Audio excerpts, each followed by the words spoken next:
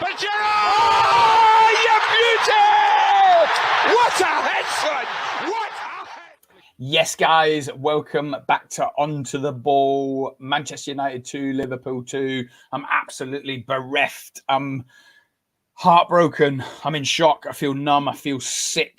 OB, how are you, mate? You okay? You called it on the preview. You said, these levels of intensity that these youths have been showing in this title running, and it's almost unfair that on them. Kelleher, Bradley, QUANSAH, you called it. I'm worried about a mistake, and then it serves it up. QUANSAH made the monumental mistake. Jesus wept. What a time as well. I know, absolutely. Apart from that, he was really, really good as well. Yeah. I thought he was good throughout the game, and it was like just that moment. These titles are decided on moments. When it's this tight and the margins are so small, when it was always going to be a mistake or something like that allowed United back into the game, the way the game was situated, the way we'd played, the way we'd missed so many chances and put pressure on ourselves. And for me, it was like, it was a great finish by Fernandes. It really was. But that sort of mistake, you probably only get punished half the time for it as well. So not only does it give the ball away, someone's then gone and done something brilliant afterwards, and it just amplifies the problem. But Kelleher made up his mind from though, didn't he? He was so badly out of position. Yeah, but they're encouraged to be there, Scott. Yeah. I'm just saying, as soon as he cut it out, Kelleher was almost by the corner flag. He made it easy for Bruno. He was really close to touching it, but I was looking back. I think if he'd have touched it, he might have been just outside the box, and he'd have got sent off for it. And it was like, it was almost better for it to go in, because if it would have been down to 10, 1-0 with like 40 minutes to go. Yeah, exactly. And it was almost like, I'm kind of glad he didn't touch it. We'd never know what had happened, but I know 40 minutes of Adrian would have been an absolute nightmare. Better the devil, you know. Trav, listen, obviously, Man United, this is a bit like a win for them. Would you agree? Is that the way you're feeling right now? You got to take the floor and start this poddy, because props to Man United. My God, do they make it difficult for Liverpool? They hang in there, and they can sense. There was a part of that second half where it was like a training game, OB. We were like stroking it around in their box. And I'm thinking, is the ref blue? But he hadn't. And there was no urgency. And I was thinking, what on earth? I felt like it was in the twilight zone. Did it feel like for you, Trav? In some ways, like it did remind me a little bit of the FA Cup tie, where it almost looked a little bit too easy for you. I think after the first half, it was just so easy that, again, the goal, the equalizer came out of absolutely nowhere. I was sort of, I had it on the laptop, I had the game on, but I was sort of half watching it because I just couldn't see a way where United were going to get back into that game. And that mistake was sort of the catalyst for us to sort of kick on over the next sort of 10, 15 minutes. And we sort of got some impetus from there. But yeah, it's a bit much to say it feels like a win, but at the same time it does, because we've just been in the trenches, mate. It's been a terrible season for us. And I know the title race is tight, but we really have blown it wide open with that draw today. Like, I think before the game, I just thought it was going to be a very, very, not comfortable, but I thought with the amount of chances that we let teams have and the amount that you would generate, I thought you'd at least score 2 or 3 today, which you scored a couple, but I just thought you'd have total control. And I thought the biggest thing as well, I think that you would have learned from the FA Cup tie that wouldn't happen again. But again, it seems like it's happened. I mean, you rescued a point at the end with the penalty, but I think you'll be kicking yourselves really that you've not really taken 3 points from the game with the amount of chances and domination that you had. I think it's 2 points dropped for Liverpool, definitely. Oh, massively. And you could smell it, even with him putting Anthony on off the bench. I thought, this is like a carbon copy. I can literally feel the way this game is going to go. I think it was 1 each when he brought Anthony on, and then the next minute 2-1 up. Kobe Mainoo, like a worldy goal, curling it into the far corner. Does Alisson save that, OB? Am I being a bit unkind, obviously, with his sheer size? No, he doesn't. No, he doesn't. He doesn't save it. No. It was always going to go in. It was right in the top corner. It's a great goal. Fantastic goal from a really good player. Bizarrely, I thought Mainoo was quite poor today. He looked lost, and it almost rescues him from a little bit of criticism around the way he was playing. And I think Liverpool went about it the right way with regards to how we were controlling the midfield. McAllister literally ran that game. I mean, I don't think there was much more McAllister could have done today. He was dominant. He was setting the play up. He was winning the ball back. He was controlling the pace of the game. And it's just poor finishing. If we had Diogo Jota playing today, we win the game. It was literally a case of, Nunes for me is wasteful. Oh, he's rubbish, Obi. I'm sorry to be bipolar, but I'm back. Nunes is rubbish. Again. No. You made him an OB, man. I want rid of him. And I'm at the stage now where I think for all of the people talking about him being unpredictable in a positive way, the unpredictability in a negative way is impacting the team. It really is. And for me, I mean, I hate saying this, I don't think Klopp got the starting lineup right. I really don't, Scott. I don't think he got the starting lineup right. I don't think he got the formation right, which we're going to get onto. It was like we tried to match them 4-2-3-1 with McAllister and Endo in that double pivot. I was just thinking, this isn't our shape. Like Szoboszlai was playing as striker when we were trying to press from the front. It just looked lopsided. It didn't look like us. It was a mess, an absolute mess. It was a strange way to go about it, because I thought we'd just play our normal formation of 4-3-3. I thought we'd dominate the ball.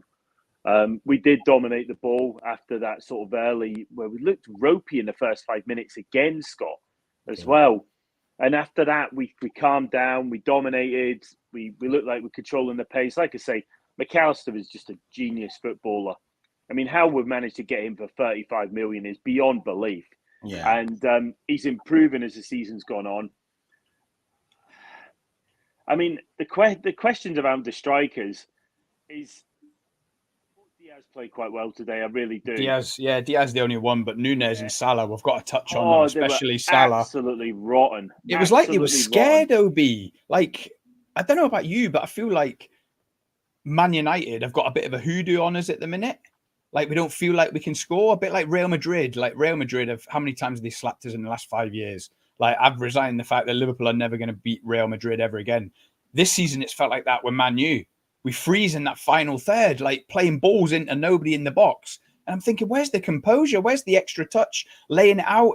It's all like, so it's either blind passes to no one or there's no urgency.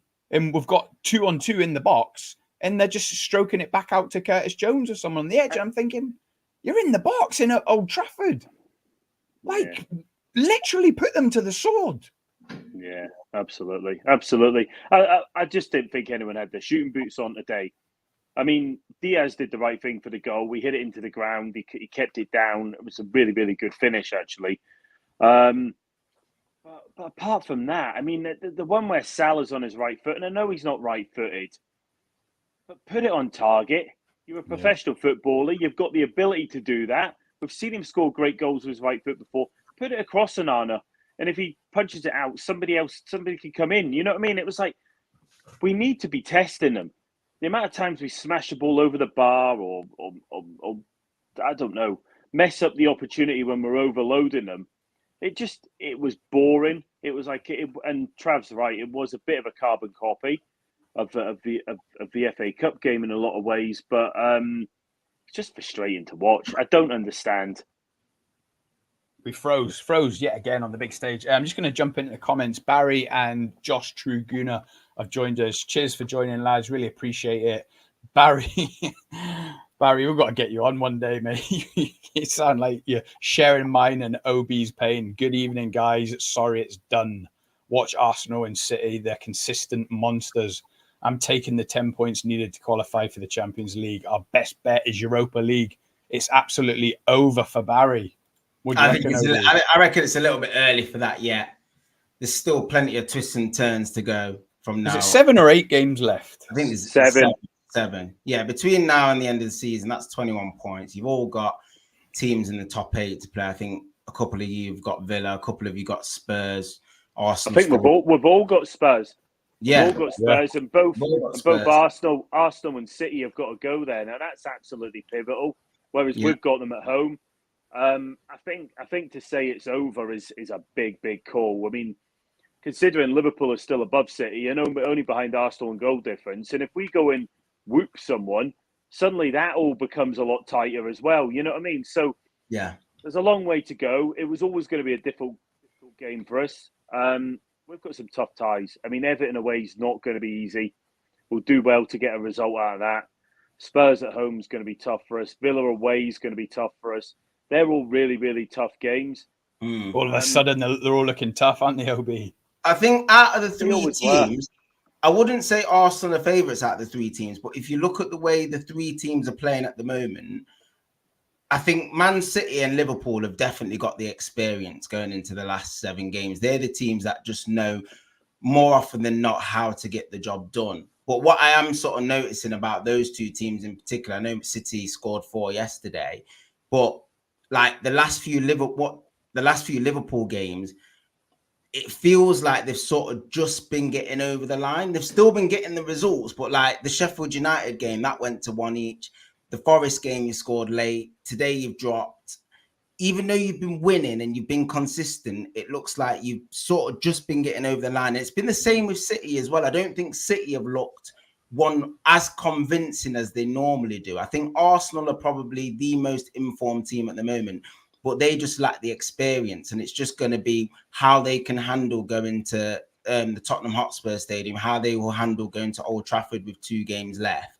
They're going to be crucial moments to see how Arsenal deal with that. So I think it's still open. Going back to Baz's comment, I think it is still open. I'm not sure how it's going to go at the moment.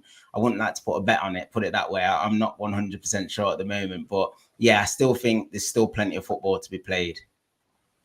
The thing is, Arsenal have still got Chelsea, Spurs, Man United. Do you know what I mean? There's some tough games. Obviously, they got a great result against Brighton yesterday. I mean, Brighton hadn't lost since August at home.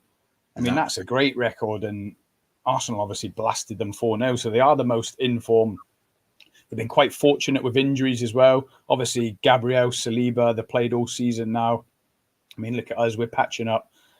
Injuries to Kanate, injuries to Matip. It's all at the wrong time.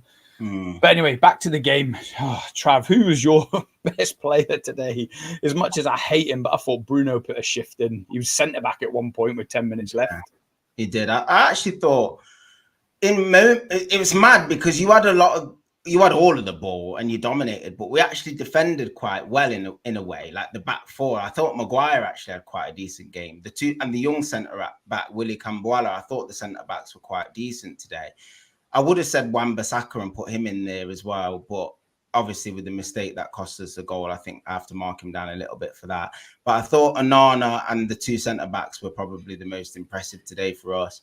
As a team, we're just not structured well enough at all. Like it's just so easy for teams to get through us and create chances, and it's been the same all season, regardless of who the opposition were. But yeah, I was particularly impressed with Maguire, surprisingly to say, and Kwambala today. So yeah, I thought the defense did a pretty good job.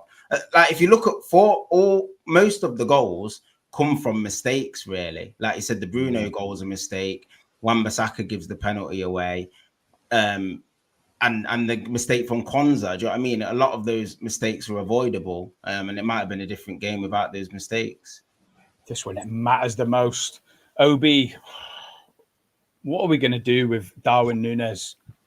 Like, he lurches from the sublime to the absurd. We've said it time and time again.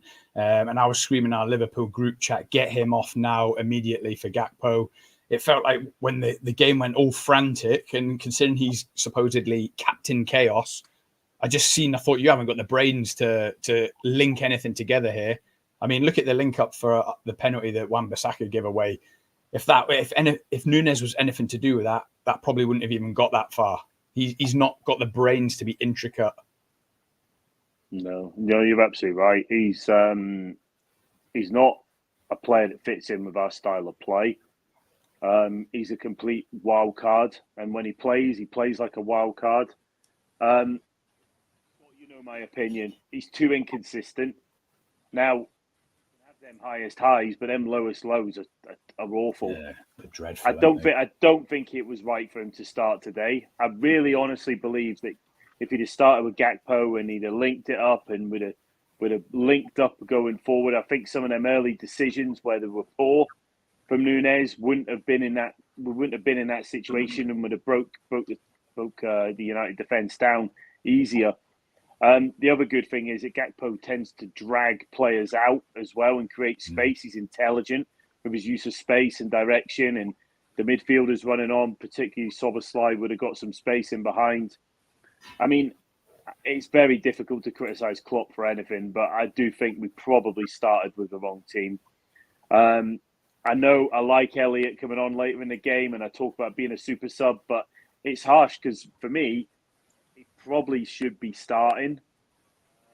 He probably should be playing the game. And when he came on, he made a massive difference. You could see United didn't know how to deal with him in the half space.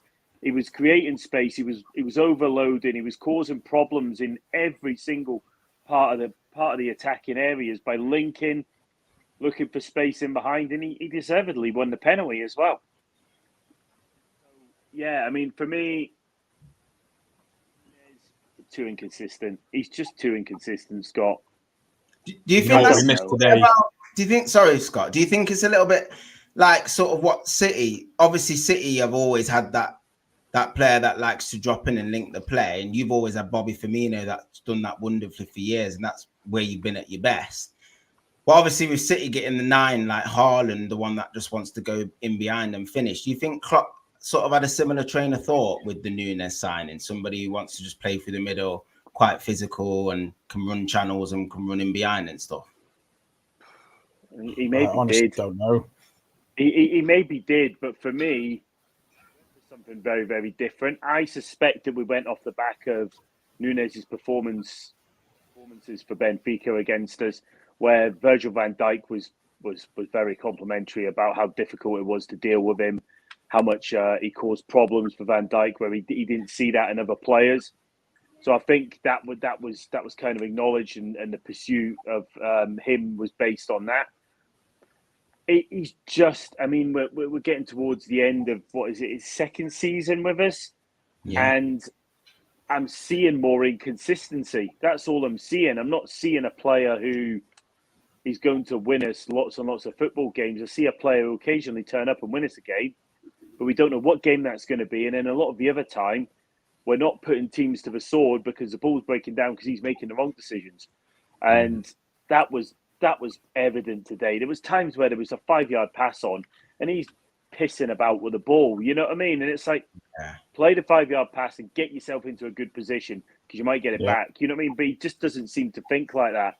He seems to be looking for, I don't know, something different. It's like he's trying to be out there. You know what I mean? In the way he plays. That Klopp's asked him to do that and keep being who he is, but I don't think it fits the pattern of play that we've got. I don't think it fits the type of team we are and what we're trying to build, where everyone's very organised, very disciplined, and then there's consistent patterns in the team, and we hold on to the ball really well because of it. Just when it gets to him, it all goes badly wrong. It's going to be a huge question for the new manager, isn't it, OB? Because obviously we've seen when Klopp come in and Benteke didn't even get a sniff. He just didn't fancy him. When Brendan Rodgers come in, he didn't even fancy Andy Carroll. He didn't get a sniff. You know, when the new manager comes in, he could take an instant dislike into Darwin Núñez very easily. He just doesn't fit my team shape, my philosophy. It's all of a sudden we've gone from saying that the new manager's coming into like such a settled, high quality squad to starting to think like there could be some major issues to address. Núñez being one. Obviously, Matip's going to leave. QUANSAH is a real good talent, but he's not got the experience. Konate's got his injury issues. Like, there's going to be some big points. But what I want to touch on, Obi, is Mo Salah. This is the second or third game where I'm not even sure we'd miss him.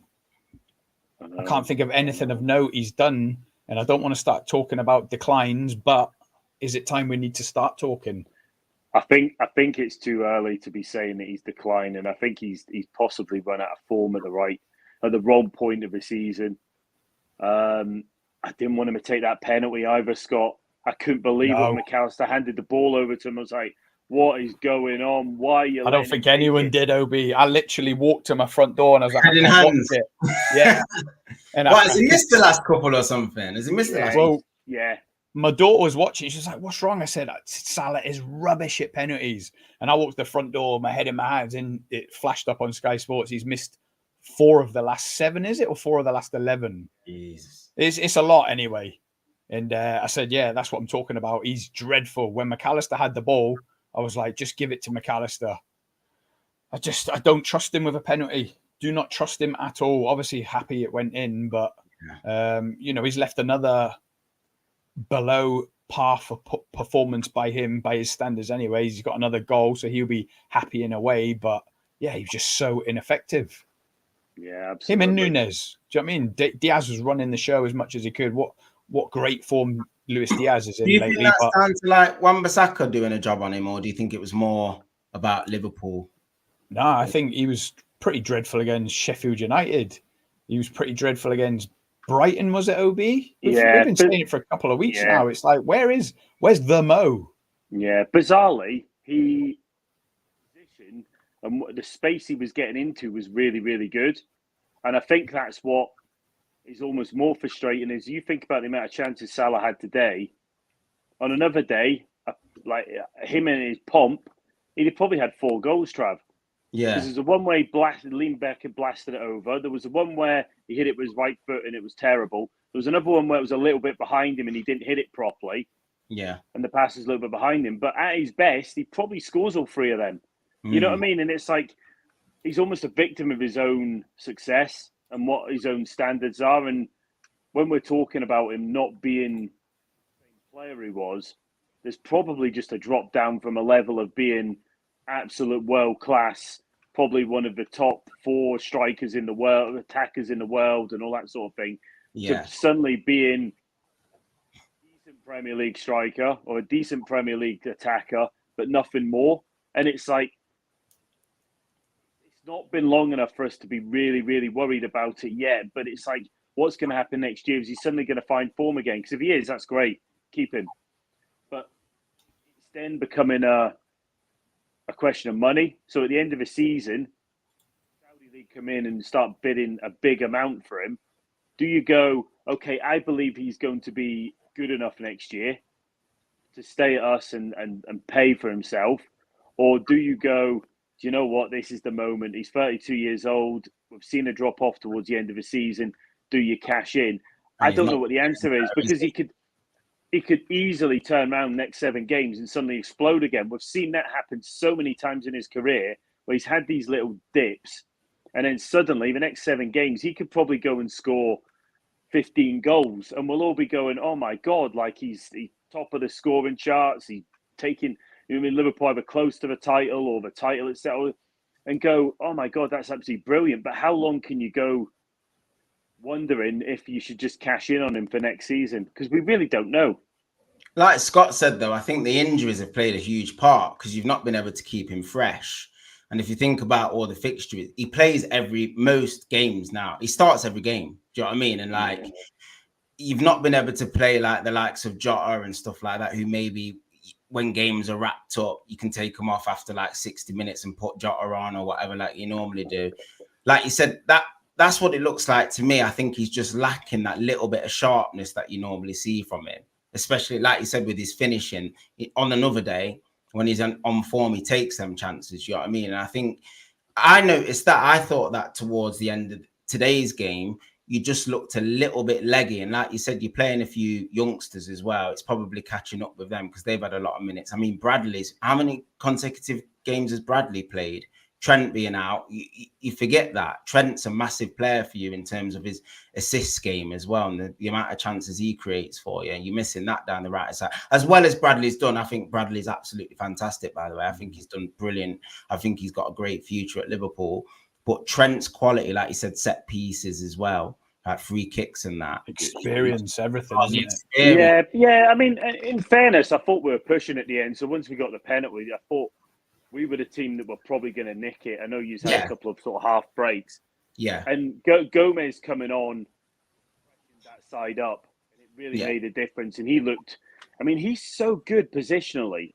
Like the amount of times he come into that inverted space and made a lot of the movement and made a lot of the opportunities that we had towards the end. So he made a massive contribution. But for me, it's just a case of if we take 2 of them chances instead of 1 in the first half, we don't have that problem because we manage the game, and you can manage the game from a position of not being as fearful. And if there's a moment and they get back to 2-1, you then still got control of the game, and you can control the pace, and they'll have to come on to you a bit, and you can control that, and you can look for the ball in behind and all of them things.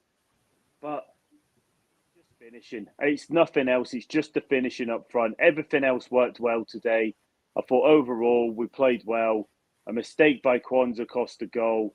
There was another really, really good finish. But apart from that, there was nothing really from the Liverpool players other than the strikers and other than the attackers that could have done anything different. I thought we dominated the game. We did everything right. We had all the fundamentals. We played right. We showed good energy. We overran that midfield. And you've got to remember people like Casemiro and Mainoo and people like that are getting a lot of applaud. Mainoo's getting a lot of plaudits. Casemiro's got the experience. They didn't get a kick for large parts of that game. And it looked as if they're really struggling. It's just we didn't finish our chances. That was it. It's the name of the game. If you don't finish your chances, you're not going to win football games. And that's the problem we've got. Do you know what it was? Like, obviously, we can't call Salah's a decline. It would just be mad to. Like you say, he could probably score a hat-trick in the next game. But it was when Mainoo scored that goal, Obi. I thought Salah wouldn't do that today from that left-hand side. Just roll it under his left and curl it. I thought he's not got that in his locker today. And it's just these little moments that you think, Jesus wept. That's what the league table looks like now. It's damaging, isn't it? I mean, let's be honest. That goal difference, I don't think it would come down to goal difference, but my God, Obi, if it did, like, you do not want to lose a league title on goal difference. I bet Trav's never got over that one. What was it? 2012, was it? 13? Yeah, mate, I've been there. Horrible, mate. Absolutely horrible. That's why we bought Van Persie the year after. Fergie said, forget that, I ain't doing that again. And he scored 20 league goals the next year. So it is a crucial factor, especially with how tight it is at the top. Like you said, there's 11 goals separating Arsenal and City. So it's not a lot, especially like you said, City are capable of scoring 4. You're capable of scoring 4. So are Arsenal. All 3 teams are capable of racking up big numbers goals wise and keeping clean sheets. So like you said, that can be wiped out in no time. Yeah, I mean, how damaging will those 2 points drop be? Only time will tell. Like you said, it's still all to play for. It has been the best title race in years to have 3 teams this tight, close together with 7 games to go. It's unbelievable for the neutral. But like I said, like Obi said, today it was just about you didn't take your chances. And I always felt in the game that the longer it stayed 1-0 and while you weren't taking your chances, we would always have a chance. I was like, it can't be like the FA Cup game again. We're just going to score out of nowhere. And the next minute, I look up and Bruno scored. And I was like, not again. We're not doing this again. Then Mainoo scored. And I was like, not only you, Trav. Oh, mate. I was like, honestly, like, from a United standpoint, we're like this. Like, we're so bad in games and then we just score. It's just weird. Like, I just literally, it's not that I can't put my finger on it. I know why it is from a United perspective, and we've been pretty bleak all season. But yeah, like you said, it is a little bit of a hoodoo thing. I think at home, especially, I don't think you've not beaten us this season, have you? No. And that's so unlikely. You know what I mean? And yeah, time will tell to see what sort of impact it has. But like you said, good performance, just didn't take your chances. But hopefully it just doesn't affect you for the next few games and you can get back. I suppose. Go on. Sorry, Trav. No, go on, mate. I'm done. I mean, if we're taking any comfort tonight, it probably means that Ten Hag's in charge next season, Trav, doesn't it? Oh, no. That's why I was happy with the He's already confirmed it, isn't he? I was thinking it might stop him losing the title, but it still leaves Ten Hag vulnerable. So like a 2-2 was ideal for me, mate. Because if we won that 2-1, it could in front of Ineos, that could have been, like you said, get the contract out, the Rio thing again, mate. And I was like, nah, we can't do that. Get the contract. What he's done since he come in, there's 2-2. Yeah. But yeah, I don't know what's going to happen with the Man United situation, to be honest. We keep hearing conflicting reports like Ten Hag's confident he's going to stay. Ineos feel the managers haven't been treated right, and then you're hearing rumors of De Zerbi linked, Southgate linked. Like it. I think people are just guessing. I think the truth is journalists don't know what's going to happen.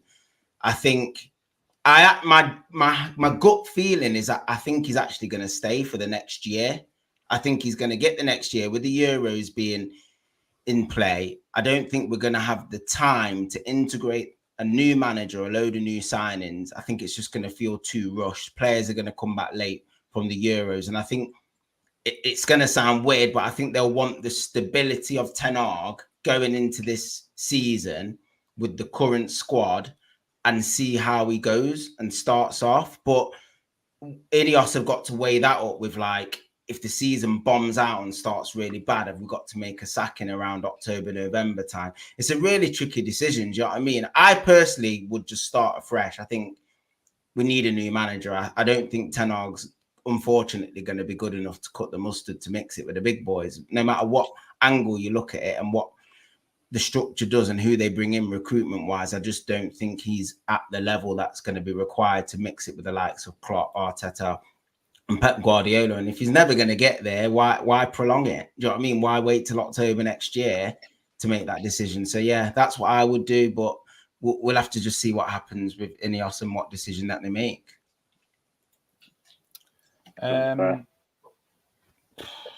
OB, final word. Yeah. Is it over in your heart of hearts? I mean, look at all them draws. This is reminiscent with Trav of us in 2008, 2009. Do you remember? I think we only lost 2 games that season. I think one of them was against Middlesbrough, but we drew loads. And Man United won it quite comfy in the end, even though we had like Torres and Gerrard firing on all cylinders. I mean, them 8 draws there, you're looking on that league table, that's a lot. All of them teams have got 21 points to play for. I would say Arsenal have probably got 4 or 5 tough games. I think Liverpool have got 3 or 4. I think City have probably got 2.